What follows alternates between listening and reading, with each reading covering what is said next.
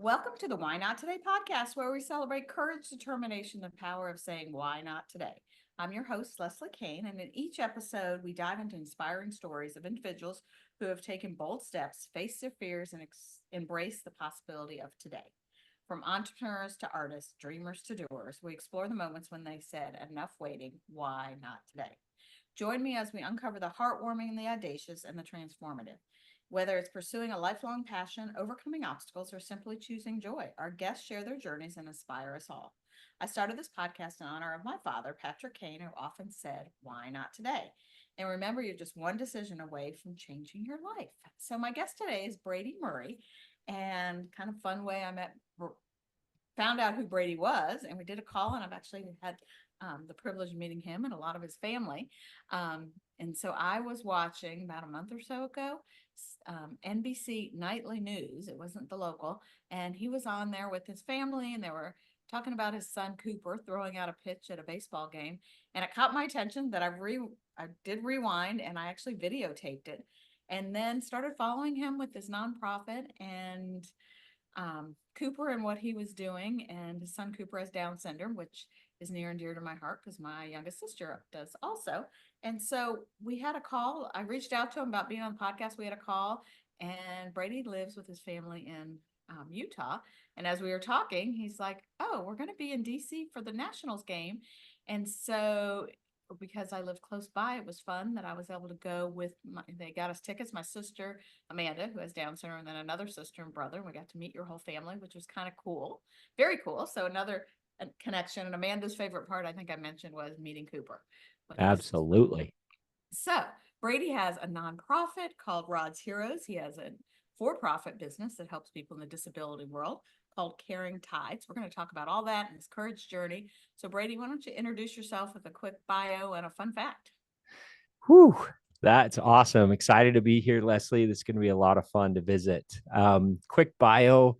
I am the proud father of 11 children. My wife and I have been married now for 22 years, and we are the proud parents of 11 children, 7 of which are adopted, 2 of which have Down syndrome. Professionally At the baseball game, my sister Alicia kept looking at you guys. She's like, how do they do it? 11 kids, like going places and food and all the things. And she was just constantly like, how do they do it? The key is we give ourselves grace and do the best we can. And so, find out today. Yeah, professionally speaking, I have been a certified financial planner and chartered special needs consultant now for the last 22 years as well. I specialize in working with families who are entrusted with a loved one that has a disability.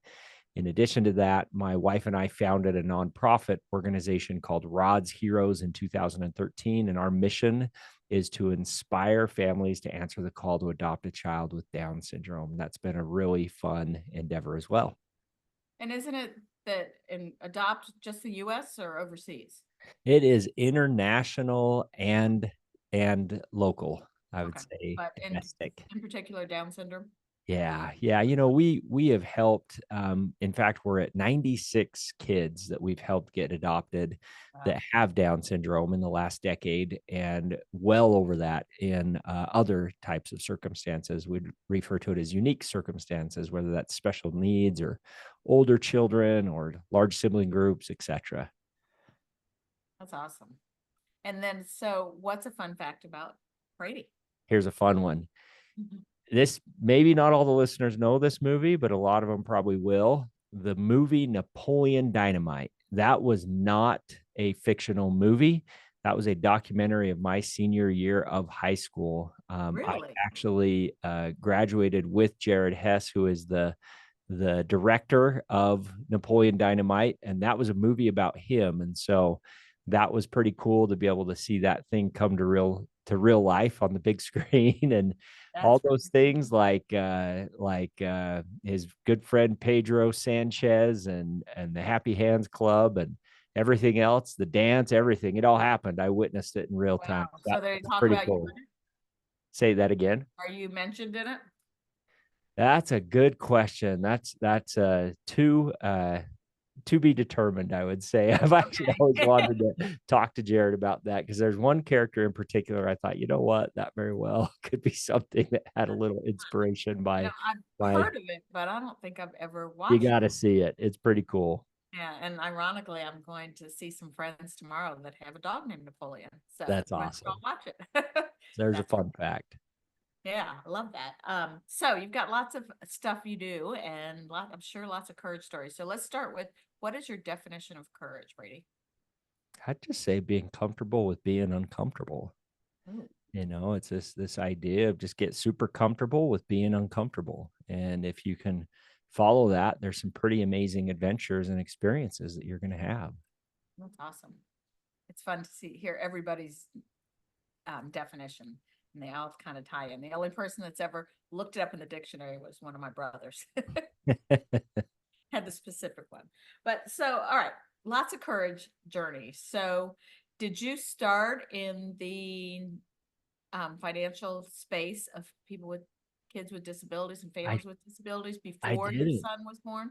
Yeah, so I actually started in the industry, became let's see, I got registered in 2020 or 2002, 2003, became a certified financial planner in '06, and then Nash was born in '07. And Okay. so that was my entry into the disability space, So you was started really going in that space after he was born. Nash. Yeah, it's been a incredible journey, and really didn't have a connection to special needs or disabilities as a whole until Nash was born. And man, it's been a great ride ever since.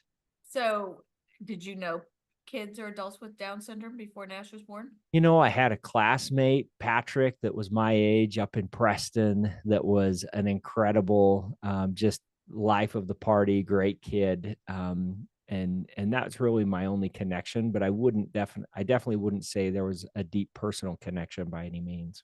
Right. Yeah, it's interesting. Once you, I was going to say, get welcomed or join the amazing membership club life of being around somebody or having somebody in your life with Down syndrome, it's such a shift, isn't it? Definitely. And did you know that Nash had Down syndrome before he was born, or was it Didn't. I okay? found out about 10 minutes after Nash was born. Yeah. And I talked to my mom about this. She was on one of my episodes and we talked about her courage journey. And they didn't know that my sister Amanda had Down syndrome until she was born as well. And she's older. She's 42. So she was born in 82. And at that point, they were still institutionalizing kids. Yeah, And amazing. my parents literally had friends that said, "Are you going to keep her?" And my parents were like, "What do you mean keep her?" Yeah. And and my dad actually wrote a letter that we found the other day. I need to pull it out, maybe even read it on this at some point or post it, talking about their experience in the hospital when Amanda Yeah. was born, with the nurse asking, "Do you want to, she's going to be special?" And my dad's like, "Well, the other 5 kids I have are special. Yeah. And do you want to be in the hospital away from the normal mothers?" And Yeah. dad's like, "What are you talking about? Yeah. You know, she's no different and extra special, and we all are." That's right. Yeah. So Nash was born, and then did you immediately start working with families with kids with disabilities, or? Not necessarily. No, I mean, that the emotion that you feel in those moments, like that's a very raw and very real feeling. I know for me, it was actually a lot more difficult to process and grasp than it was for my wife, Andrea. And so it took me a number of years even to just get like comfortable with, like, man, this is a new norm for me, and just the paradigm shift that comes And Nash with was your that. second child, correct? That's right. Okay. Yeah. So you really you had that parenthood thing probably not figured out, but at least started. That's right. Yeah, Yeah. that's right. Yeah. It's definitely an adjustment. I know my dad wrote in the note that we found that, I mean, I was 18 years old. I just graduated from high school when Amanda was born, and he came home from the hospital and wanted to have this serious conversation with all of us. And he talked about how each of us responded differently. I was 18. My friends were waiting to go out. Like, okay, we'll figure this out. But it wasn't. And then I left for college a month later. So I wasn't in the day to day Right. of, the difference is my mom talking about Amanda getting on a bus at, in a car seat, super young, to go to a school at Yeah. that. She's like, what am I doing? Why am I sending my baby here? Yeah. And then Amanda had open heart surgery at 1, I think. Yeah, I think she was 1. And it's funny, the doctor said, oh, she'll be walking any day when she gets finished recovery. My dad's like, well, that's interesting. She wasn't walking before we got in here. Right. Yeah. So, so then when did you start the nonprofit? And We started that. The first child we ever advocated for was 2011. It was a little boy in Lithuania. At the time, there had never been an international adoption of a child with Down syndrome from Lithuania in the history of the country. We began to advocate for him and just felt called to try and how did help you get this involved with kid. that and even find out? We like, I believe wholeheartedly in this concept of serve the pain that you know best. And we invited a family over to our home one day that had just had a baby that had Down syndrome, and we were down the road a ways with that. We were 4 or 5 years into it, and we were just offering support and encouragement and trying to be a good friend to them. And they're the ones that told us about what they had learned with these children that were in essence abandoned. And so that's how we learned about Eli, and that's when we started to advocate. So we officially became a 501c3 in 2013, and as they say, the rest is history. Yeah, that's awesome. And so, you adopted Cooper, who has Down syndrome. Any of the other children, but they don't have Down syndrome, do they? They don't. Okay. So where did you come with the heart of adopting kids, and how many? And are they coming from these other countries?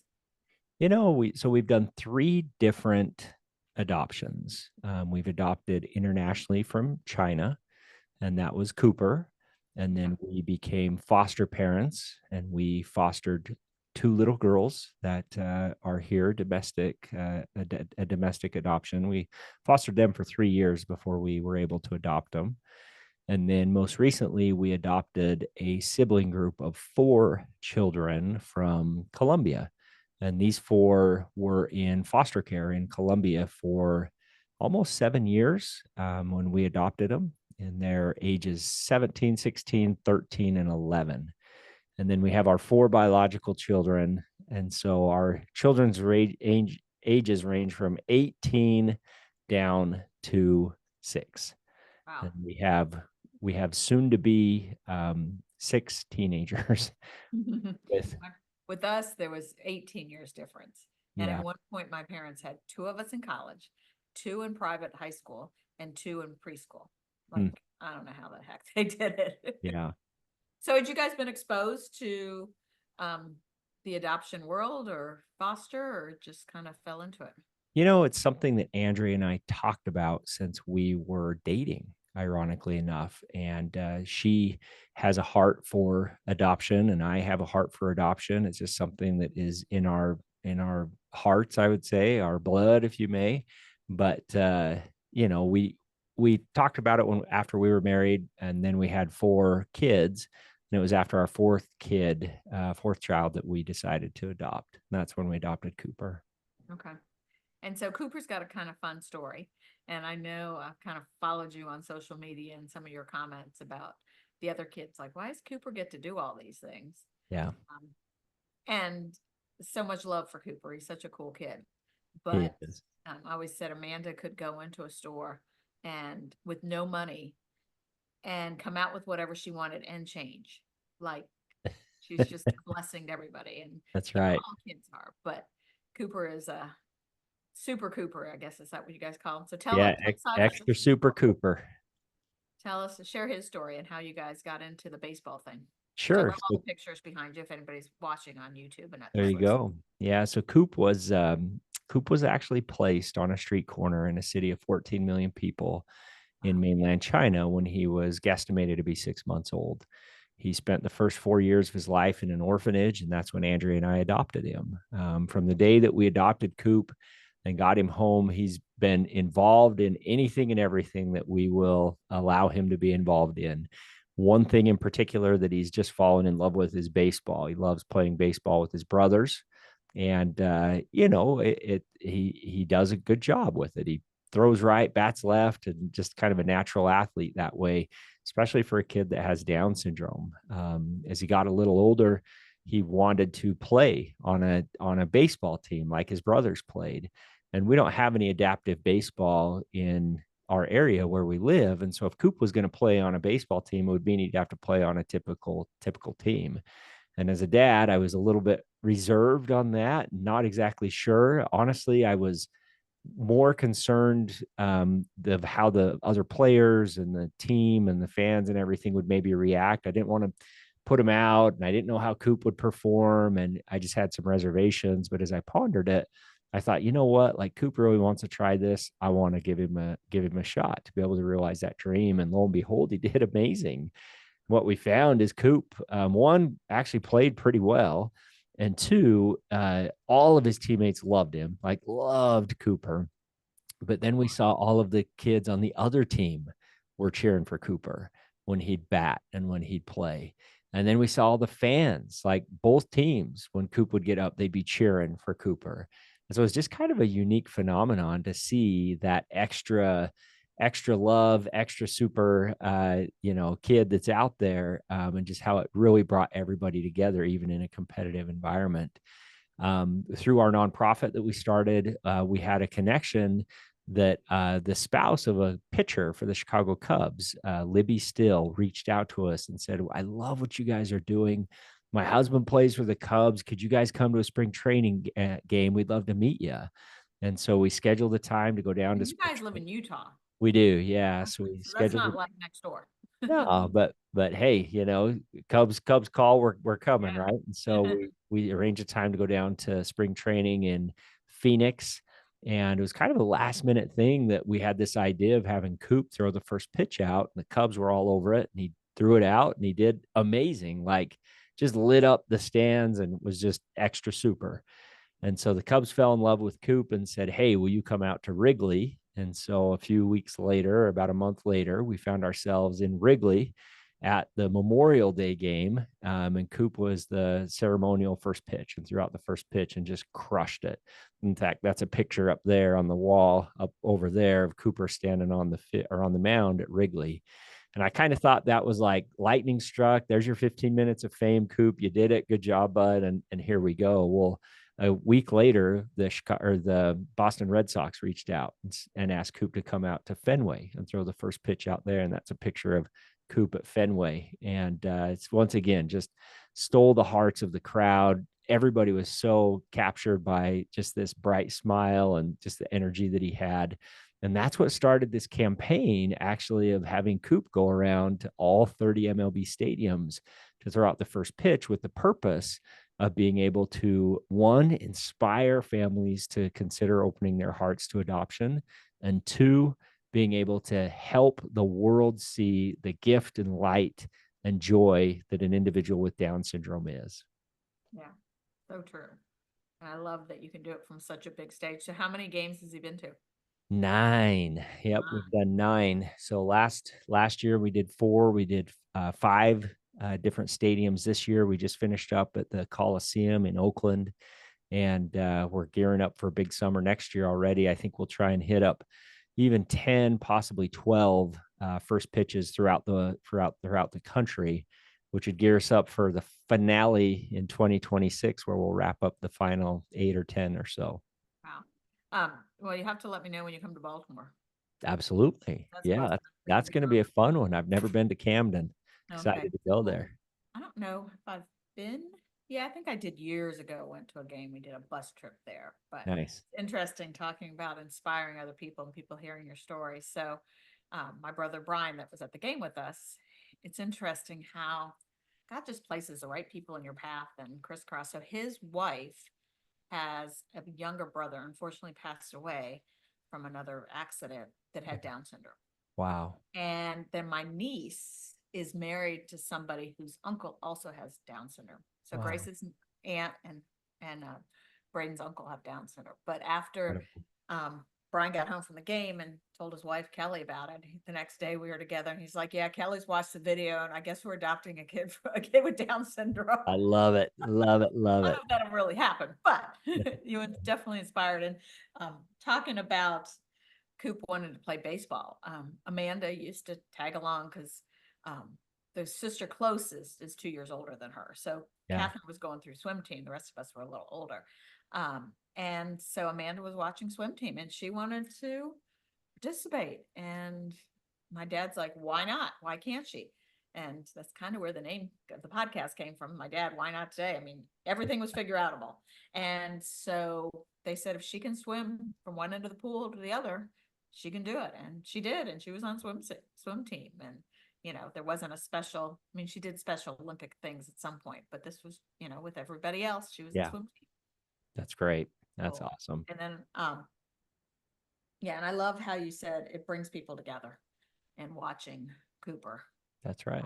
And gives people, you know, I think these days people are much more educated than they were years ago. I remember going to a company picnic with my boss when Amanda was little, and the next day he said, my kids were afraid of Amanda. I'm like, that's really sad. Yeah. You know, that now the kids are exposed and they have the buddy system. There's a local high school that had, I just saw it on news this week, they had a program where a PE class where the kids could buddy up with somebody, another child that had somewhat of any kind of a disability. And it Nice. was an elective. And the kids fought to have it a class that was, you know, counts, accredited class, because they're like, that's not fair. Like, we are all still getting our PE and we're being inclusive and we're learning so much being around kids that aren't exactly like us. That's right. Yeah, such a win-win. So any particular, I always call them my why not today moments, those moments where you knew that you had that thought, that idea, you knew exactly where you were sitting, what you were doing, that made a major pivot in your life. Well, there's been more than one. I'm sure there has. I'd have to choose on that. You can share a couple. I mean, what are the ones that come to mind? I would say, for me, a pivotal time in my life was when the very first time I ever remember, putting logic and common sense and my own personal desires to the side and following what I felt like was something that was bigger than myself. And that was when I was 19 years old. I was playing college baseball. I was living the dream. I worked very hard as the first baseball player from my high school to go play college baseball, and that was my aspiration. And I felt in my heart that I needed to serve a mission for my church. And so that's kind of a unique thing because I didn't grow up a religious person by any means. I was baptized into the Church of Jesus Christ of Latter-day Saints when I was just a kid and just never was really active. I would not consider myself religious, but I knew it. I knew it after my freshman year of high school that was something that I was being asked to do, or I felt in my heart that I was supposed to do. And so I did. And I walked away from baseball and I walked away from college, or took a break from college, and I served a 2-year mission for my church, and I served in Peru. And that was a very consecrating and a very special time in my life. And that was really the precipitous of more decisions of that nature that have led me down a path in my life that has brought much, much joy. A lot of challenge and heartache. As I said earlier, it's courage is getting comfortable with being uncomfortable. And but that pattern has really been incredible. I mean, adopting a child that was abandoned on a street corner at 6 months old that has Down syndrome is not logical. That doesn't pass the smell test. That's not 1 + 1 = 2. This is, a logical decision. But Andrea and I both felt it in our hearts that that's what we were supposed to do. Fostering was not logical in so many ways because we weren't fostering to adopt. We were fostering to just help some kids and to be able to introduce some of that trauma that comes with these children that have gone through so much that are in the foster care system into our family was not logical. But man, on the other side of that is just incredible. And then, adopting a sibling group of 4 with 3 of them being teenagers and it just being difficult. They Is speak not English? logical. They do not speak English. I Okay. mean, they learn in English, but Yeah. they don't speak English. Wow. But those are just a few that come to my mind. But I'll share with you, for those that are watching on YouTube, you see this picture up here that is a picture of me and my son with this beautiful sunrise behind us. And I remember specifically that morning that And I which got up. sign is that? That's Ridge. Okay. You met Ridge, yeah. And Yeah. so I remember when I got up that morning, it was dark and it was cold. That was in November. I think there was even some snow on the ground. And it was not logical to get out of bed and in the cold and go wake up my son who, needed his sleep as well, and get our clothes on and go outside and run. But it just felt like that's what we were supposed to do. And I knew that that was something that we should go do. So we did it and we ran. And at the end of our run, we were blessed with that sunrise, Wow. the most beautiful sunrise I've ever seen. And it reminded me of this concept that when you allow yourself to get caught up in a cause bigger than yourself, when you get outside yourself, you get outside of your comfort zone, you will witness sunrises that you never would have witnessed otherwise. If I would have stayed in my comfort zone in my bed, I never would have had that moment with my son. And so courage to me, like I say, is just get outside your comfort zone, get comfortable with being uncomfortable, allow yourself to get caught up in a cause bigger than yourself, and you're going to witness very, very special things. You just said so many things that just totally related to me in my life and belief. Like I feel like this why not today thing is something bigger than myself. And there's been decisions and things. I'm like, okay, should I really be doing this? And I just feel like I need to. And then like reaching out to you. Yeah. I'm like, you know what? My dad always say, ask, you never know what somebody might say. And I Yeah. had somebody else on my podcast. I saw her on CBS Sunday morning. So now we need an ABC kind of person. Do it. NBC, CBS, but I am definitely a sunrise girl. And it's interesting. One of my nieces went to the beach and she was fairly little and we're standing on the beach in North Carolina and she was fairly young and she's like, where does the sun rise or set? And I had, we talked about the east and west. And so that year at the beach, we set alarms and we got up and watched the sunrise and it became our thing. Wow. We do that. And now she's married and still gets up and she did a hike one time early in the morning to see that sunrise. My mom teases me that I need to do a book of all my sunrises and sunsets, Yeah, but there's definitely something special about that. that's right. All right. So lots of other things to tie back. So one thing you said is, everybody, I think we talked about kind of brought everybody together with Cooper throwing out the first pitch. So Amanda, we have a cardboard boat regatta where I live. And I actually did an episode of the podcast about a month or so ago on it. And Amanda was in the boat. And these are boats made out of cardboard and duct tape, and adults go in them. And so a couple of years ago, she got in the boat and we tried. She'd never been in a boat paddle. We had her practice an hour beforehand. And my brother's like, do you really think you can do that? Do you want me to help you? She's like, no, I got it. But she did. And then there was a picture of her coming in at the end of the race, smile as big as can be. And the guy who does all the work with it, he's like, that was the best moment watching her. The next year she did it, and the partner she was paddling with, they were going opposite. So it took them a really long time and she screwed up her shoulder and it hurt almost for the entire year. So No. this year, and my mother's like, no way is she paddling because Yeah. I messed up her shoulder. The Sunday before the race, less than a week, she's like, oh, I am paddling. So we decided we were going to change gears for her. And I called the guy in charge. And I'm like, what would you think if Amanda was Miss Cardboard Boat Regatta? He's like, love it, done. She can even carry the flag for the national anthem. So we made a sash for her and a crown made out of cardboard. And we had a band there that led them down to the dock. And she stood Nice. there holding that flag as proud as can be. And the guy in charge said to me, when he saw the picture the next day, he's like, that made all the hard work worthwhile. That's right. Everybody afterwards, like, she's going to do that forever. That's her thing. Right. But I always try to tie back as I'm doing the episode to my dad. And one of the questions was, how do you connect to my dad? And obviously you've never met my dad, but some of the things from the get-go, his name was Patrick. And I know you talked about your classmate being Patrick. And you started your nonprofit the year he passed away, which I think is significant. When Amanda was born a couple years later, my dad was instrumental in a nonprofit called Gabriel Homes, which is homes of adults with Down syndrome or with disabilities. Yeah. There was a thing in the church bulletin looking for planners, which he was, to help plan this. And he's like, okay, we'll do this. So he was a part of that.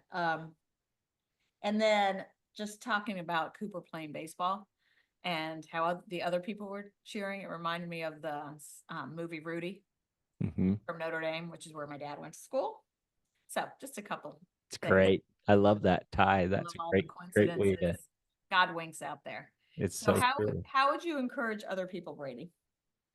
Oh, I just believe wholeheartedly that each one of us are here on this earth at this very time for a very specific reason. Each one of us has a divine potential, unique purposes that are entrusted to us. And as I've shared before, I know that when we allow ourselves to get caught up in a cause bigger than ourselves, that we will find those purposes. And through those purposes, we'll experience miracles. Oftentimes that purpose or those purposes come in the form of learning how to serve the pain that we know best. We're all entrusted with challenges. We're all entrusted with life experiences, some of which we choose, some of which choose us. And it's through those experiences that we're able to realize that potential, realize our divine purpose. And so I would just encourage the listeners to be able to look at their own life and look at those experiences that they've been entrusted with and lean into that, because there's many people that you can help and that you can bless based on those experiences that you've been entrusted with. So true. And that reminds me of a friend of mine. He has what is it? He's got a tournament in Virginia Beach. It's I don't remember what the sport is, but he started a tournament. His pastor at church is like, so what are you doing with your life? And he's like, oh, I'm doing this and I got my job and blah, blah. He's like, no, what are you doing to give back? Yeah. And ping pong, that's what it is. And his pastor's like, what are you doing to give back? So he started this huge ping pong tournament to give back. That's great. That's a great example. So, his dad and him played ping pong. So he took what he loved and turned it into a tournament, which is kind of cool. And I think more people need to have the courage to do the things. They have the idea to act on it and don't discount it. Like if you have the idea, God's leading you to do it. Yeah. Like he'll equip you. That's right. So for people to find you, I know we're going to share all your contact in the show notes, but you have social media, Rod's Heroes. I'm hoping listeners will want to come watch him throw balls at different. Yeah. So I'll give 3 Instagram handles. If you want to see live chaos of what it's like raising a family of 11 children, 4 different countries when you count all of them included. And then and you want to just see chaos, follow extra lucky dad. That's my Instagram handle. I did not know about that one. I'm gonna have to look up that one. It's pretty fun. And then if you want to see inspiring content about children that have Down syndrome that are being adopted, and just see some absolute tearjerker, amazing moments of these families being united with their children, I'd follow us at Rod's Heroes. So at Rod's Heroes, RODS Heroes. And then for Coop, he's got his own thing, right? So to see Extra Super Cooper, so at Extra Super Cooper, to follow Coop's journey in throwing out these first pitches and all the other unique things that transpire. You'll see on my Instagram, and in fact, I think it's tagged on Cooper's as well, or pinned on Cooper's. You'd think that, Coop's been on national news a couple of times. He threw out the first pitch in downtown Manhattan on live TV with Fox and Friends. And like, he's awesome. But the thing that's made him most famous is when he stole his brother's scooter early one morning before everybody was up and went for a joyride for miles and miles, like for almost a mile out in traffic, like on highways, like 2-lane highways. And the police finally were called, and they came and they pulled him over, and then they called us. And if you want to see that reel, you can check that out. I think that's been our most high performing reel ever. And that's just extra super Cooper though. Oh, wow. That's how That's he pretty rolls. cool. I've got a story about a man, and nothing is dramatic, but I remember one time I was in high school, my parents were out, and I was babysitting and got up in the morning. She got up way too early, and I was laying on the couch trying to keep my eyes open, and woke up and she was not there. And we live on a lake. I lived on a lake, and so I was like, oh no. But I found her in the kitchen, in the middle of the kitchen, with a thing of ice cream, a spoon, and a thing of chocolate sauce. She's like, I'm gonna fix my own breakfast. Not That's as right. crazy as a scooter, but yeah, love That's that. fun. Oh, we Yeah, will that's definitely fun. follow you. And this episode, when people are listening, watching, is originally going to post and launch in October of 2024. And that is on purpose because it's National Down Syndrome Awareness Month. I did have somebody on last year that also had a sister with Down syndrome and adopted a young lady with Down syndrome, a baby. And her Instagram is Catfish with Ketchup, which is fun to watch. Great. And, I love that we've gone from, are you going to keep your child, to these children with Down syndrome having their own Instagram accounts Yeah, isn't that fun? and influencing and making a difference. So I'll share when this episode goes live, myself and Andrea, our Rod's Heroes team, will be in Armenia. Oh, And wow. we're going to Armenia for one very important purpose. And we will be spending time in an orphanage where 34 children with Down syndrome are in need of families. Oh my goodness. So we ages, from teenage years all the way down to infants. And so we'd love to have you follow that journey and share that journey, because it's through those shares that these kids are ultimately going to get adopted. Yeah, I would definitely share it. And yeah, what a blessing you are. And I didn't realize, I haven't been exposed to that many people through the adoption and foster care system. And I had somebody else on the podcast that works in a nonprofit called Foster the Family. And then had somebody else on the podcast, and she's like, I want to connect with this person because she was part of the foster care system herself. Yeah.